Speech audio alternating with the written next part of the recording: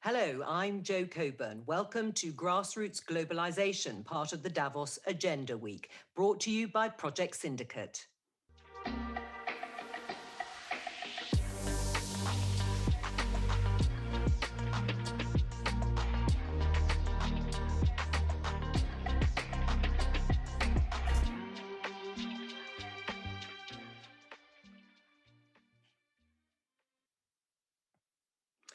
At just 21 years old, this century has already been marked by two global crises, the COVID-19 pandemic and the 2008 financial crash. Combined with a relative decline in Western fortunes, certainly when compared to the Asian economic miracle, it's left huge question marks over the future of the global order. Are we now at a turning point, as in 1945 or 1990, when the balance of power and institutions fundamentally shifts? Put simply, do we now live in a world where the West no longer writes the rules? And if that's the case, what will the new rules look like? What should they look like? Today, we'll be asking what can be done to ensure countries at all levels of development are empowered and included, and what steps need to be taken to ensure more communities can participate in the globalized economy on their own terms. Now, to do that, I'm delighted to say that we are joined by a formidable lineup for you over the next hour. We'll hear from Yanis Varoufakis, former finance minister of Greece, currently professor of economics at the University of Athens. Ambrose Fayot, vice president of the European Investment Bank, and certainly no stranger to Project Syndicate. Hannah Ryder, CEO of Development Reimagined and former head of policy and partnerships for United Nations Development Programme in China, and Professor Jayati Ghosh, who is Executive Secretary of the International Development Economics Association.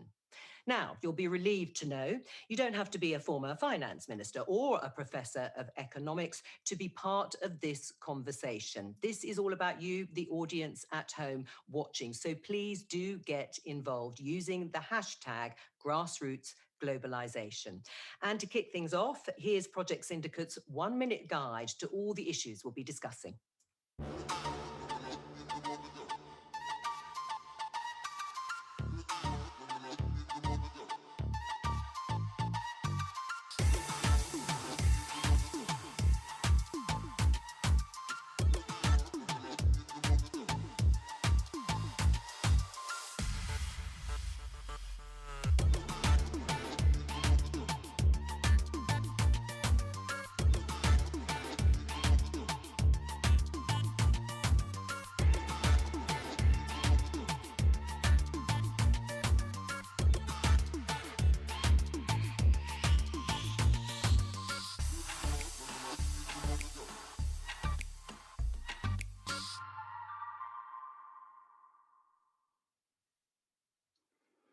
So, joining me to discuss all of that is as qualified a lineup as you could possibly imagine. Yanis Varoufakis was appointed as finance minister in 2015 during the Greek government debt crisis. He's now professor of economics at the University of Athens. Hannah Ryder is CEO of Development Reimagined, a pioneering international development consultancy and the first Kenyan wholly foreign-owned enterprise in Beijing. Jayati Ghosh is a development economist and professor of economics at University of Massachusetts, Amherst. This week, she was appointed to a UN advisory board on the future socioeconomic challenges in the post-COVID-19 world. And Ambrose Fayot is vice president of the European Investment Bank. His responsibilities include climate action and development. Well, welcome to our panel, who are going to be discussing all of these issues. In about half an hour's time, we'll be taking questions from journalists around the world. So please do stay tuned for that. Before we get started, just one more reminder that if you want to get involved in the conversation, join us or help share the word today, we'd be delighted. And you can do so by using the hashtag Grassroots Globalization. So Yanis Varoufakis, that title, Grassroots Globalization. When people hear that, they may wonder exactly what it means, because when you look at the UN, the World Bank, the IMF, or the EU, you name it, richer and more powerful countries and institutions do seem to have the loudest voice when it comes to setting the terms of the way the world interacts and does business. That's true, isn't it? Is it a problem? Of course it is a problem. It is undermining the capacity of humanity to reproduce itself, both in terms of climate change and in terms of social cohesion. But it's actually a far worse problem than that, Joe, if I may say, because it's not just the global north versus the global south. The inequalities and patterns of exploitation happen within the global north and, of course, within the global south. There are two ways of looking at this, if I may say. One is to think of globalization, financialized globalization, as a process that went in the right direction but not far enough and has excluded, left out many, many millions or billions of people. There's another way, which is my way, that the way in which financialization and globalization has created wealth for the very few has actually held the rest behind. And if we really want to talk about grassroots, grassroots sharing in the wealth, we need to confront those who benefited all those years.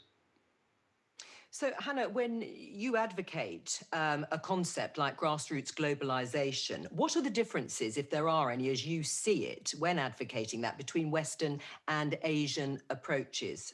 For example, China is now the world's largest official lender to developing countries. Does it actually make any difference to a place like Kenya whether they owe people in dollars or renminbi? Well, to some degree it does, but it also, in some ways, doesn't. I think part of the challenge for many African countries in particular is trying to establish agency over larger countries and work out exactly what their position is when they come to negotiate with other countries, whether it's the US, whether it's China, even the UK or Europe. When they do negotiate with these larger countries and regions, they are typically they're typically behind. And therefore, what can happen very easily is that they cannot get the best out of those negotiations. Now, this is very important, and at this point, it's very important. We're in the COVID-19 world. These countries, for example, do need a great deal of finance to take forward, not just to deal with COVID-19, but even to deal with future challenges, digitalization, other types of infrastructure. If they're not getting the most out of those discussions and those deals with other countries, that is going to be a major problem. Okay, well, let's take that idea a little bit further. Jayati, we're going to show you and everyone else a map. It shows the DHL Global Connectedness Index, and that's a measure of how different parts of the world are wired into the global economy. I hope you can see it. But broadly, it shows the richer parts of the world being highly globalized, which isn't a surprise, and the poorer parts of the world, particularly sub-Saharan Africa and South Asia, being isolated. I think you can all see it now. So, Jayati, in your mind, what do you see in terms of the links between prosperity and globalization as being? Well, there's no doubt that where you're born has a huge influence on your life chances in general. I mean, I think more than half of global inequality is still very much determined by location. But I just want to go back to your first question. Were the global rules written by the West, and are they still writing the rules? No, they were never written by the rules. The global by the West. The global rules were written by global capital, largely based in the North and in the West, if you like, but often to the detriment of people in the North, as Yanis has been suggesting.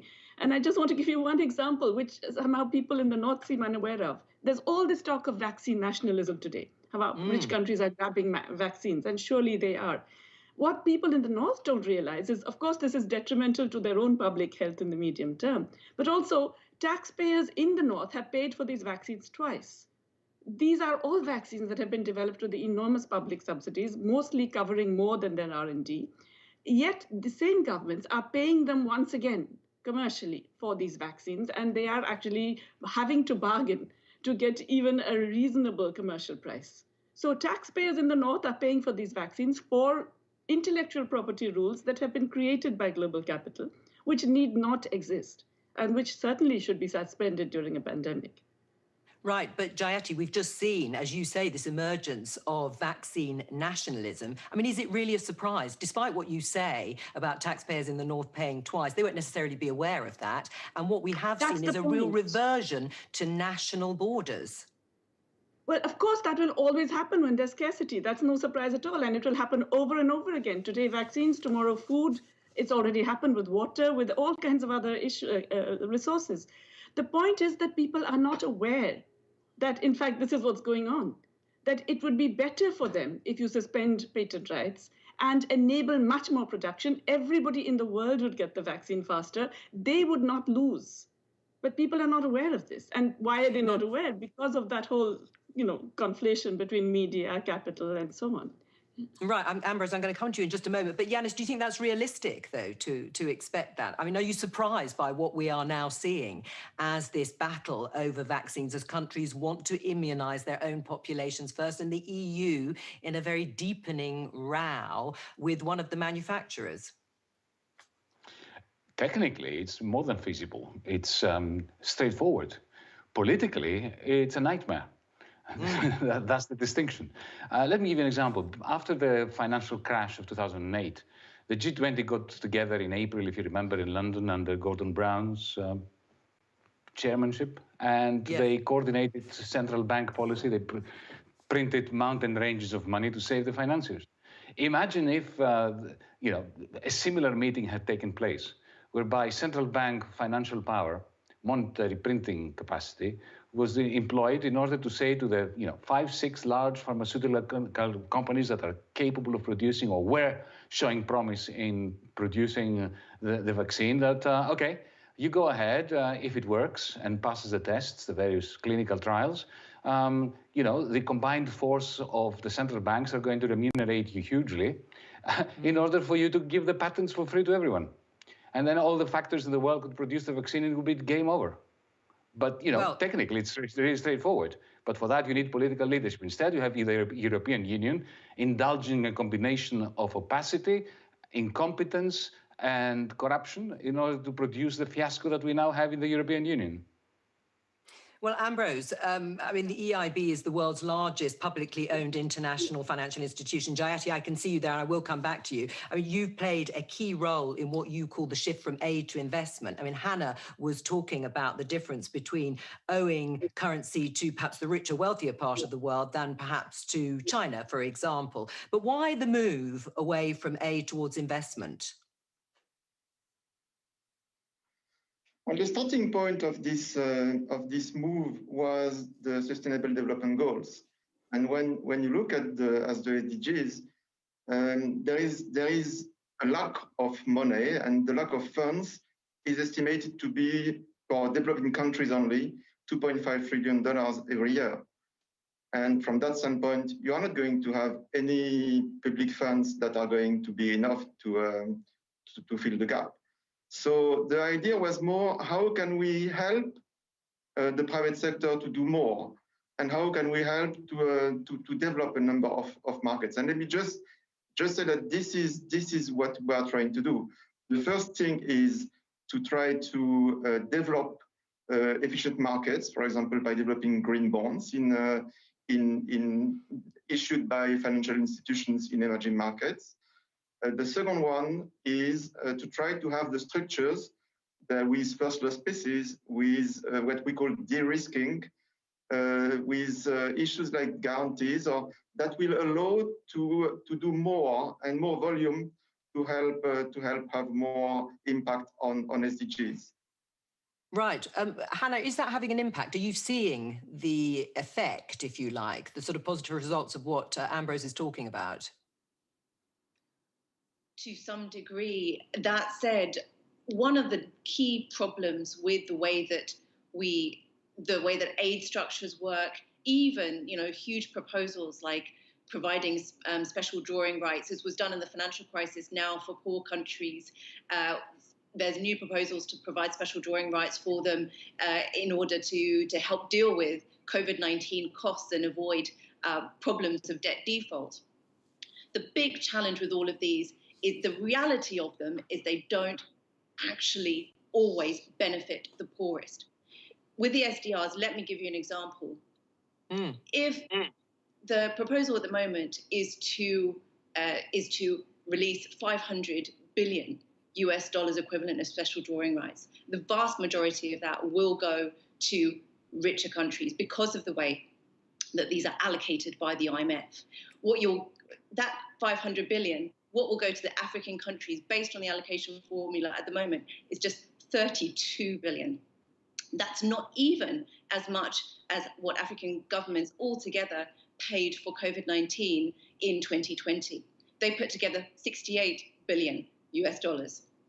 So the idea that we have these kind of big solutions, private sector coming in, they sound great. Special drawing rights sounds good on paper, but once you actually implement them, they don't deliver enough. And so we need to be thinking much more carefully about these things. Ambrose, do you want to respond to that? Well, I think to some extent it is absolutely true. To some extent as well, we need to try to do more. And actually, this is what we have done in 2020 as a response to the crisis. I mean, if I take the example of EIB, the Bank of the European Union, we have done in Africa in 2020 a record level of interventions, and especially in these developed countries.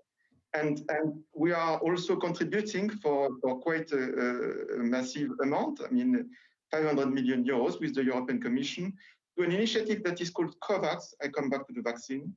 That is an initiative led by Gavi, you know, the Alliance for Vaccine, that, yes. that is going to deploy indeed vaccination also in African countries, so that we are not in a situation where we can say we have done nothing for us.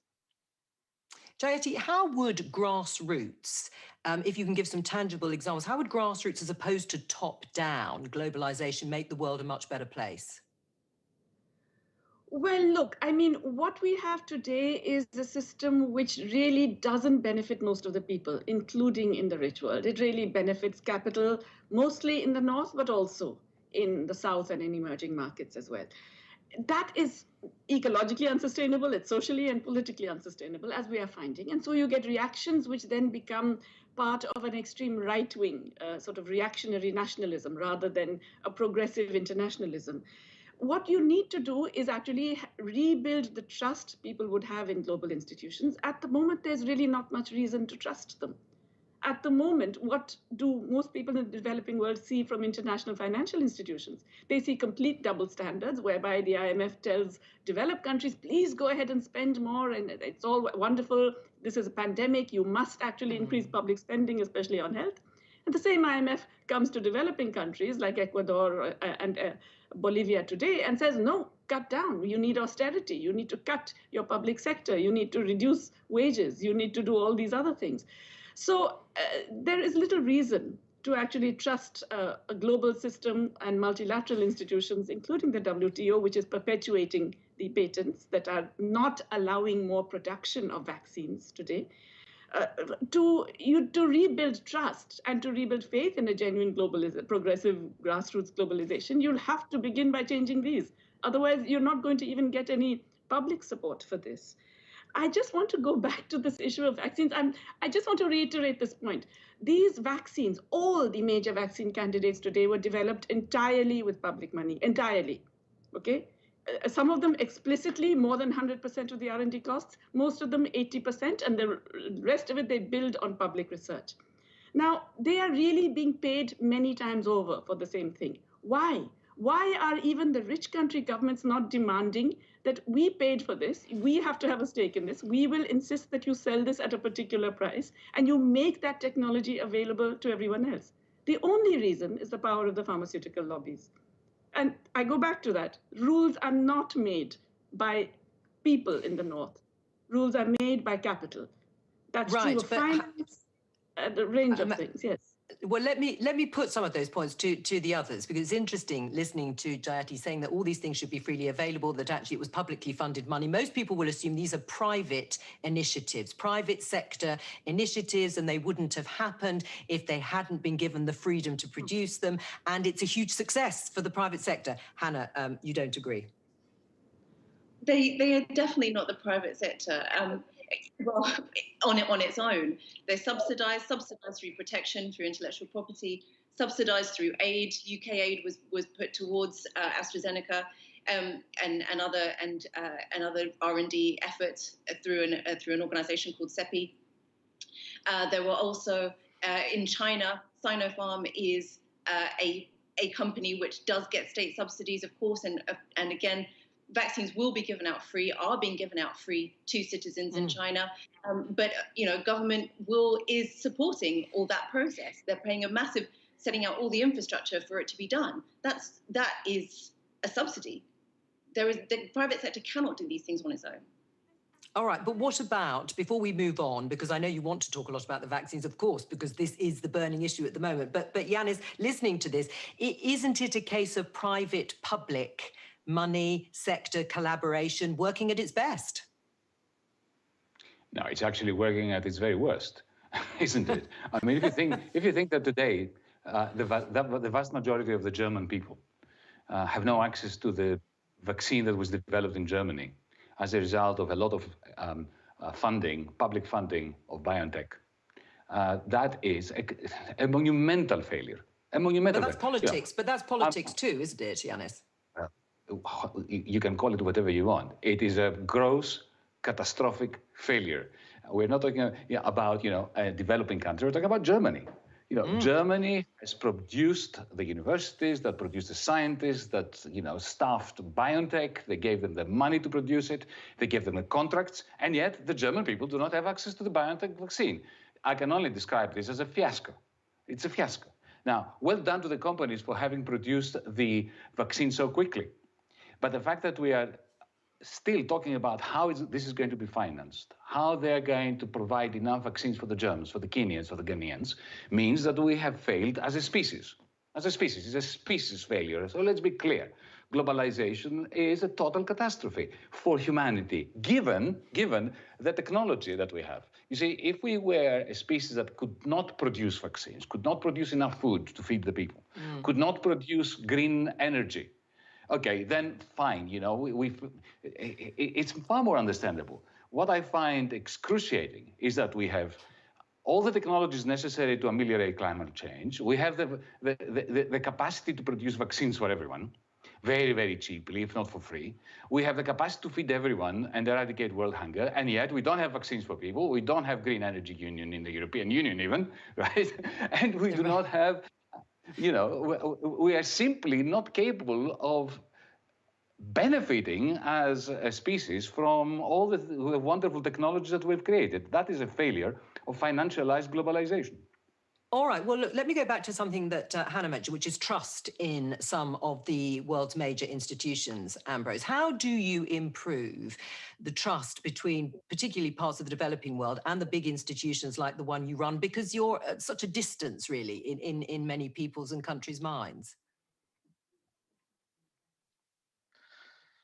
And I think you don't improve that overnight. You improve that by measures that you take to try to improve the quality of the relationship. And if I can just take a few examples of what or lessons that what we have done in Africa, I think it's, if you want to improve the relationship, the good is to work more with local financial institutions, for example, as the way we've done with the Afrexim Bank, the African Export and Import Bank in Africa.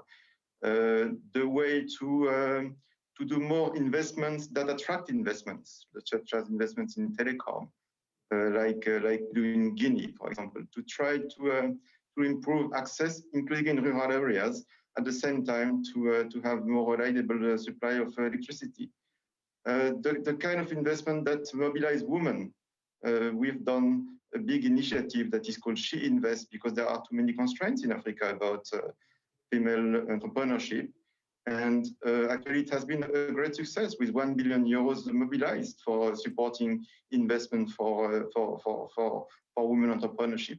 And finally, I think we need to work on big issues that are currently at stake, such as sustainable cities. And you need to have big progress. And it is linked to climate, but not only. And everything we can do to improve the environment in water sanitation or projects like this. We do a lot of this in Africa. I think it is quite helpful. All right. Everybody is and obviously we do that, wrestling. sorry. Yes, Jayati. Sorry, Amrose, you want to finish that point? Sorry, say again. We do that of course in partnership, and local ownership is key for that, for the success of these projects. Jayati, I'll get you to respond, but while you're talking, we're going to be showing some pictures from parts of Asia just to sort of demonstrate some of the astonishing economic growth that has taken place over the last 20 years. Obviously, I was going to say parts of the world are wrestling with how they're going to deal with the economies post-COVID, but just sort of more broadly speaking, we're looking at astonishing economic growth in Asia. And has the growth that we've seen in places like Dubai or China undermined classic economic orthodoxies in your mind? And what does it mean for those global institutions that have traditionally bought into them? Well, yes, this kind of feeds into what I wanted to say. Yes, the success of the recent past are actually the countries that did not listen to what was the mainstream orthodoxy in terms of how countries should develop. And I have to say, in the developing world, people are exhausted at getting all these stories of how good the North is being to us by, giving us a little bit of help there and empowering women in some village. And it's really exhausting. I think mostly really what you would need to get progressive grassroots globalization and for people to get faith in it, that is the principle should be do no harm. That is to say, for example, do not insist on investor-state dispute settlement mechanisms in all of your economic partnership agreements, which actually put disproportionate bargaining power in the hands of capital. Do not insist on intellectual property laws that actually inhibit the transfer of technology for essential things that are necessary for humanity, whether it is drugs or it is climate change technology, green technologies, and so on. Do not insist on all your sovereign debts being negotiated in the City of London and Wall Street, which again puts disproportionate and unreasonable terms on developing countries, which are not even expected of debtors within their own countries. There's a whole range of harm that is being done all the time, which costs developing countries much, much more than the gains that come from a little bit of, these trickle down, whatever you want to call them, aid, investment, whatever the joyful term of today is. And I think that's really what is essential. China has developed. Why? Because it wasn't listening to all of those, strictures about how countries should be doing things and the role of the state and the role of imports to substitution and export promotion and so on. The successful countries are the ones that managed to avoid all those lessons. Okay, but then on that basis, Hannah and Yanis, listening to that, was a price paid in other areas? I mean, Jayati says they've seen this amazing growth, which of course they have. We only have to look at the GDP figures. But what was the price that's paid in countries like China? Transparency, human rights, corporate governance, the rules of law. Is that the balance that does need to be recognised, Hannah, when you look at the countries that Jayati is saying they shunned the sort of orthodoxies? That's how they did it. Well, there's many in China who would argue that China's path, for example, is about putting development first and then dealing with the other issues. So as an example, if you look at, and asking this question about do you pay a price, if you look at how China, for instance, did not, and what Jayati was saying, China did not follow the rules around intellectual property, for instance, yet it still attracted hundreds of billions of foreign direct investment into the country, and private sector still went there because they saw an opportunity. And China grew in partnership with other countries through foreign direct investment. Now, it accounts for 33% of the overall economy of the P5 in the Security Council, the largest countries in the world. that, or most influential countries in the world, certainly, that is a huge shift in opportunity for Chinese people. Now, of course, it's time to be looking at questions of human rights and a whole range of other issues. But you cannot deny there's been a huge improvement in the way that people live. And that is what, for instance, African citizens, African governments, in many cases, do also want to provide for their citizens. Yanis? You know, you're sitting there, Joe, in London. I'm somewhere in the south of the European Union. I think we Europeans have to be a bit nuanced and sensible when we talk China. I would not want to live under the Chinese Communist Party. There's no doubt about that. I'm, incensed with what are the crimes against humanity that I see in parts of China against the Uyghurs and so on. But, Joe, you and I, stemming from Europe, it's a bit rich coming from us to be critical of China when, let's not forget that the Industrial Revolution in England and Scotland came hand in hand with the immiseration of the vast majority of the British people. The conditions of the working class in Britain for decades, for a century at least, were abysmal. The abuse of basic human rights, the destruction of the environment. Similarly in Europe, in Central Europe, which was a more corporatist model, less planned, more planned than it was in the British Industrial Revolution, went hand in hand with catastrophic genocidal wars across Europe as, different armies were being armed by different industrialists to have huge battles between our nations. In a sense, China did purchase GDP at the expense of the environment, of human rights, of communal values, and so on. But the crimes perpetrated during the Chinese Industrial Revolution are not necessarily greater than what happened in the European continent. Let us not forget. Okay. Yanis, I hear you. I promise I'll try not to inhabit too much the European and the British standpoint here, merely putting these thoughts out there to try and get the discussion going. Ambrose, I'm going to come to you about something slightly different, and that's about one of the frameworks for globalization, which is focusing on cutting red tape. Now, we do hear in Britain all the time about cutting red tape, but an economy's core capacities, its infrastructure, educational levels, the skills of its workforce are hugely important. Do these need more focus, more encouragement from global institutions? But does that risk looking like being top-down and paternalistic? Look, the short answer would be yes. Actually, I fully agree with the fact that indeed what does matter is in investing in infrastructure. And as I said, when you do an investment in telecommunication that uses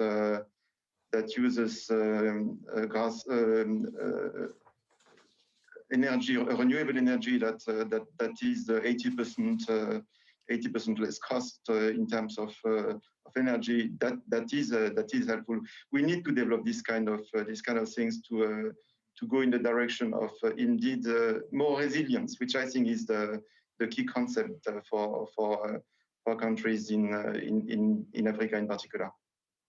Okay, I just want to encourage everybody to join in the conversation that you're listening to. Help spread the word. Don't forget the hashtag Grassroots Globalization. And of course, we've got the Q&A coming up shortly with journalists from around the world. So do stay with us for that too. I want to move on with our guests, but please, you can all refer back to things if you want to comment further on the obstacles to change, because we've heard from all of you a little bit about what needs to happen, but what are the main obstacles to changing those terms of trade? Jayati? Yes, is this better? Okay. Jayati, can you hear me? Yes. I can now. Tell me. Sorry, No, not at all. Don't worry. I was just saying that we've heard from all of you a little bit about what needs to change in your minds, what needs to change the terms of trade. But what are the main obstacles to that actually happening? Okay, just before that, I'm sorry, but I really have to respond to something. No, I said you could. I said you could respond, so you go ahead. We have to get around this easy thing that, and China has become the sort of standard trope for that, which is that, you can choose dictatorship and this alternative model, or you can choose the good old mainstream model in democracy. That's simply not true. I mean, I don't have to highlight the number of dictatorships in the developing countries that have gone the mainstream route and have not developed. Okay, so I think, please, let's get rid of this thing that China did it at the cost of. It needn't have. There are countries that did not. I mean, actually, Taiwan is a classic example. China managed to do it because it's not considered as a country in most places, but it was a very heterodox model that it followed. So I think what needs to be done, first of all, as I said, do no harm. Currently, international institutions do a lot of harm in many different ways. I think I highlighted a few of those. We can talk about international solidarity, and of course it's very important, but let's face it, it's a bit of a pipe dream. But I do think that enough people, certainly in the North, do not realize that their fates are truly intertwined with the rest of the world. And that's also because the media in the North, I happen to be in the US right now, and I'm astonished at how little comes in the international media, even about the extent to which the US population depends on certain things from the developing world. They think it's only imports from China. They don't realize how much the US economy itself is built on a very fragile foundation of all of this interdependence globally. And they also don't realize how much they are losing out from rules that they think are imposed only on the rest of the world, but actually come back to bite them as well. Right. Well, it's interesting that you're mentioning the fact that in the US, people don't really realize how interconnected they are, or dependent, if you like, for certain things. But Yanis, one of the things that has been long discussed before Donald Trump lost the presidential election and Joe Biden became president was the fact that he pulled out of so many multilateral organizations. This was seen as a very negative thing, that in a way he was sort of isolating with his First America or America First sort of campaign. And before I just get you to answer, we want to show everybody this from Joe Biden at his inauguration ceremony. So here's my message to those beyond our borders. America has been tested, and we've come out stronger for it. We will repair our alliances and engage with the world once again, not to meet yesterday's challenges, but today's and tomorrow's challenges. So, Yanis, what hopes do you have in the new Biden administration? Is that something you want to see, that full re-engagement in global institutions? Well, you see, I have a long memory. I'm getting old. And I do remember that those multilateral institutions that did spread a lot of hope when they were created after the Bretton Woods Conference in 1944, like the International Monetary Fund and the World Bank, they were meant as pylons of a global development model, with the World Bank providing developmental funds and the IMF playing the role of effectively a central bank for the world, of managing the monetary and financial flows. And we saw what happened to them. After the end of Bretton Woods, the IMF became effectively the bailiff of Wall Street and went around the world spreading misery and practicing predatory policies on behalf of the financiers. We saw what they did here in Greece in 2010. They came in and effectively they ensured that this country would never recover and would never repay its debts, even to its creditors, with austerity galore policies that created a permanent Great Depression. These are the multilateral organizations. Now, if you want us to have a conversation, if Biden is interested in transforming the multilateral organizations and to make them work as they were intended to at the Bretton Woods Conference in 1944, I'm all ears and I'm all very excited about that. But I very much fear that the Biden administration is simply going to go to business as usual, to the pre-2016 period, when business cannot be maintained as usual, given the secular stagnation of the last 12 years in the global north. Well, Ambrose, I'd like you to respond to that, actually, and the role of organisations like the one that you run, particularly on this issue about there perhaps being a tension between the fact that the people you are trying to help are not your shareholders, and that relationship when it comes to investment. How do you balance giving the grassroots control when, you know, ultimately the money of wealthy European countries is being used?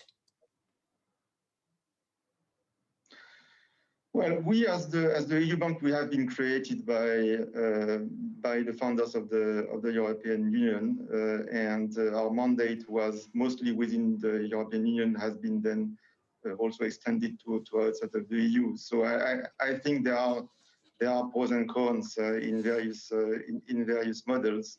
What it brings, we think, is more policy coherence related to the way we are implementing the policies and set by the European Union. But I think shareholding is not everything, and what matters is the fact that we need to do more with local partners, with local ownership of countries, and I think that is what is key. Where I think Joe Biden's new position is going to help a lot is the decision to come back to the Paris Agreement. I think we should not underestimate the impact of this decision. Right, and on that, just before we move on, Hannah, do you welcome that? I mean, in the first sort of 24 hours, Joe Biden has said, we're going to rejoin the Paris Climate Agreement. We're going to rejoin the WHO. Are these the sorts of things you welcome? I certainly do welcome them. And indeed, you know, it is important that the US is part of these agreements. At the same time, and having worked on climate change negotiations for many years, with American counterparts and counterparts from many other countries, part of the challenge from the US is the US's domestic situation can be a huge break on what happens internationally. You look at the Kyoto Protocol, that did not go through with the US. And so there is a risk that we, think that everything is fine, but actually is Biden changing anything domestically in order for that Paris Agreement to actually go through into implementation? So I think part of the problem, and let me kind of take this a bit more broadly, we keep on looking to America as the answer.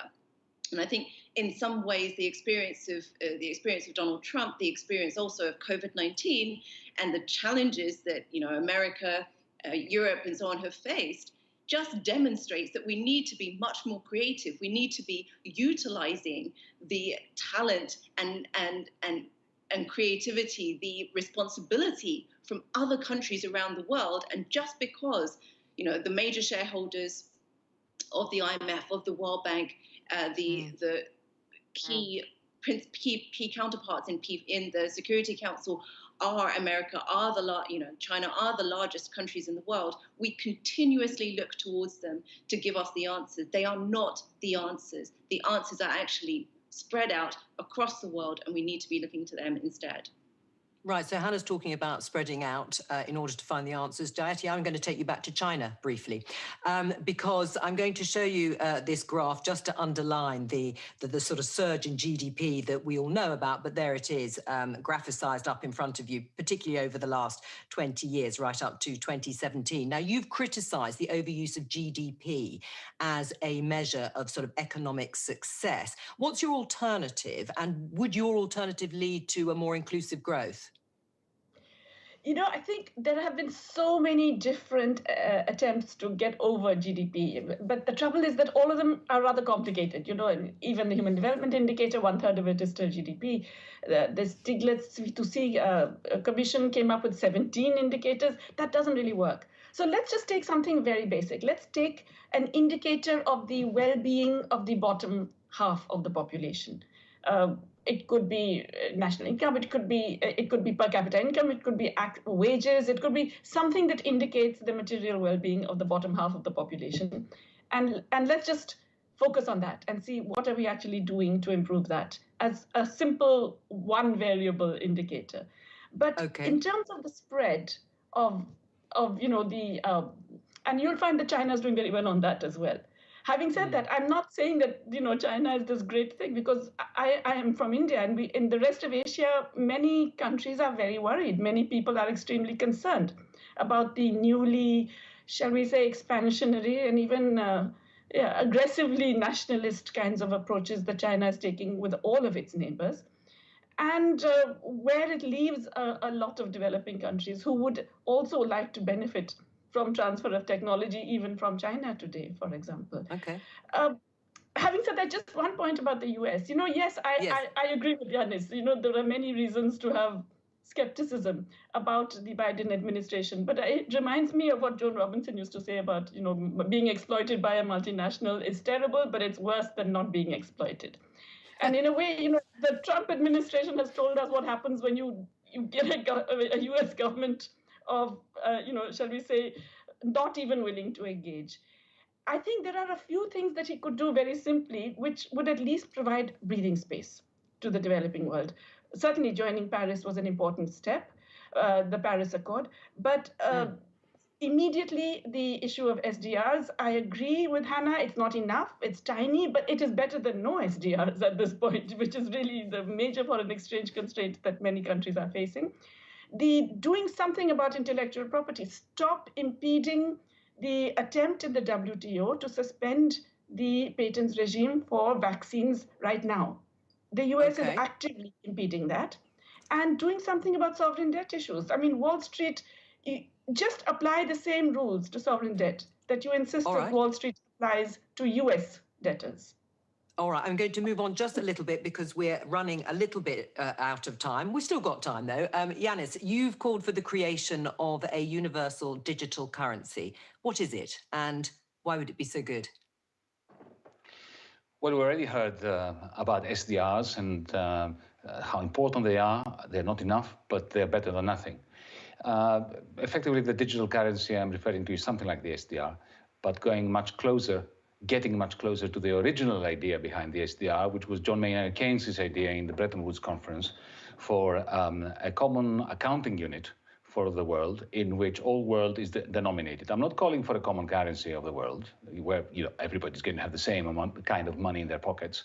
I'm not I'm not at all a supporter of that.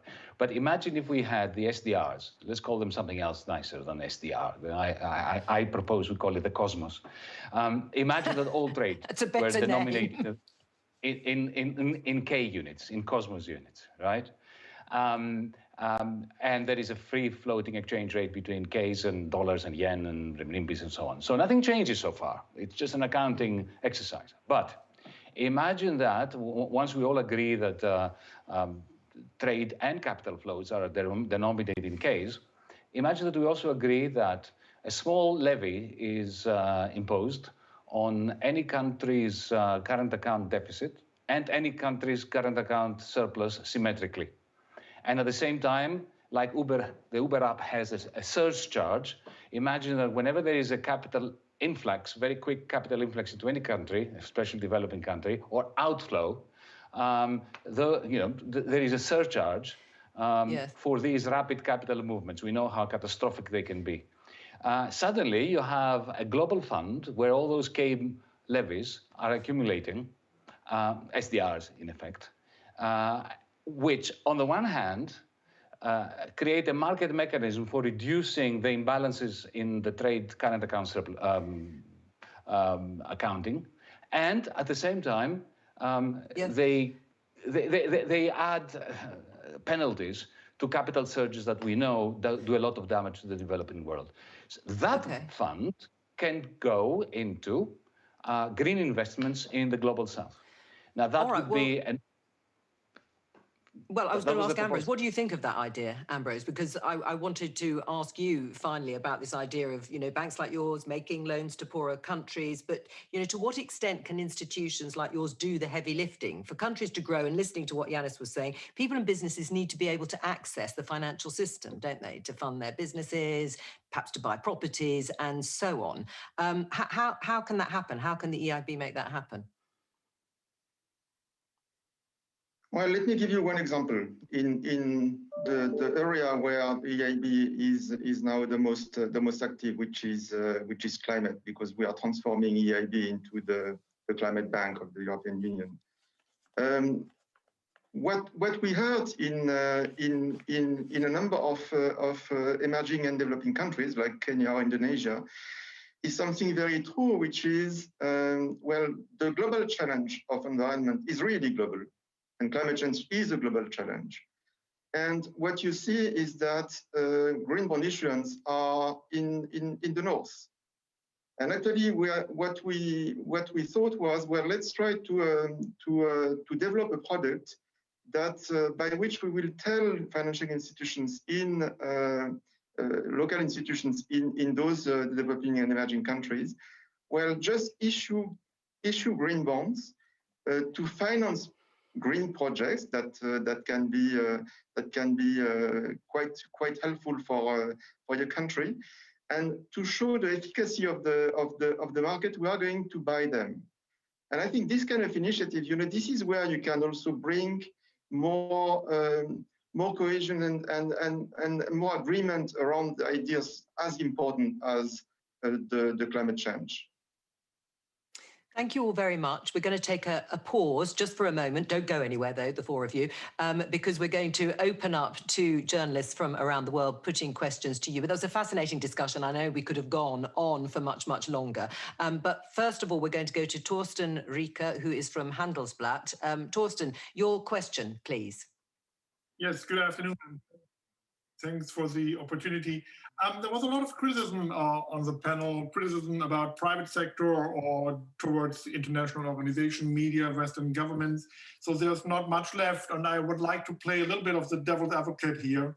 The pandemic has accelerated a profound decline in trust. We touched on that earlier. So governments, top executives, or the media, they all lost their credibility. Only business as an institution remains trusted and is taking on ever more global challenges like gatekeeping the endemic flow of information, fighting COVID, or saving the planet from climate change. So should companies be the fifth estate as part of the Great Reset the World Economic Forum is talking about? And what are the dangers of that? Thank you. Thank you. Thank you for your question. Fairly brief answers because we've got quite a few people posing questions. Ambrose, perhaps you'd like to kick off answering that question. Well, what I tried to say earlier is it is very important to have the private sector as a key element of doing development things and volumes, etc. But I think that it is also very important that we have public institutions able to join them. And Hannah, your response? Well, I'm in the private sector, so I want to talk against the private sector. At the same time, I'm in a private sector firm which has a mission. Our mission is sustainable development. Our mission is poverty reduction. And the way we work is very much all around that. So yes, private sector is important, but we cannot forget the role of governments, the role of multilateralism in general, and it is up to governments to shape the way that we work. We cannot. We've seen this in history. We've seen private sector being utilities being provided by the private sector. Many countries had to do that in the 1980s in order to kind of restructure their debt and so on. These are not necessarily lasting, and actually many countries lost out a great deal from that if they're not directed properly by the state and managed by the state. So yes, private sector, but not only us. All right, I'm going to go take the next question. I'll get Yanis and Jayati to answer it. Ashok Bhattacharya from the Business Standard, your question. Well, I think the panel so far has not discussed this issue, but I think technology is often seen as a great leveler. But it has also led to deepening the divide between people as well as countries, between those who have access to technology and those who do not have that access. What safeguards would you recommend to prevent technology from deepening the divide within a society? Jayati? Well, I think a lot of the discussion we've been having on intellectual property rights feeds directly into this. The control over knowledge has been a very major force in concentration, centralization of capital, and has actually led to lots of large companies emphasizing rent-seeking activities. That is, they get hold of patents, often done through public research, and then hold on to them, not just in medicine, but in an entire range of things, including green technologies. So I think we really have to rethink the way in which we have structured intellectual property. It's a rather recent thing. It happened only about 25 years ago. And we can undo this to actually put much more knowledge in the public domain. Then there are many, many other issues. Digital divides extend far beyond just the question of control over technology and knowledge, but that's one of them. I just want to make one point. The private sector is not just big business. Small, medium, and micro enterprises are also private sector. And I think they are the ones who are probably more trusted at the moment. Yanis, safeguards in terms of making sure there isn't a big digital or technological divide? Well, look, for the last 10,000 years, the struggle to gain monopoly over knowledge goes hand in hand with the struggle to gain power over others. And sometimes it works, sometimes it doesn't. It's, on the one hand, it builds up tyrannies. We see that now with big tech that have a huge advantage of power over the National Health Service in Britain, over public institutions and so on. But at the very same time, it is a leveler too. It works both ways. Think of the way in which technologies, like simple technologies like mobile phones in Kenya, have allowed the masses to be financialized. Joe, will you allow me just one comment on the question from our friend in Handelsblatt? Of course I will allow it. I was very amused, especially coming from Germany. Do you really seriously believe that the public standing of, let's say, the large business sector in Germany is higher than that of Angela Merkel? Like, what, the CEO of Wirecard, of Deutsche Bank, the directors of Volkswagen, Dieselgate, and so on, they have a higher standing than Angela Merkel. I'm not a great fan of Angela Merkel. Nobody can accuse me of being a great supporter of hers. But I find this exceptionally amusing. If anything, government has emerged as the clear victor out of COVID-19. I'm not celebrating this because I fear state power just as much as I fear the power of Amazon and Google. But to claim that business leaders have emerged as the ones to be trusted out of this, I find this amusing.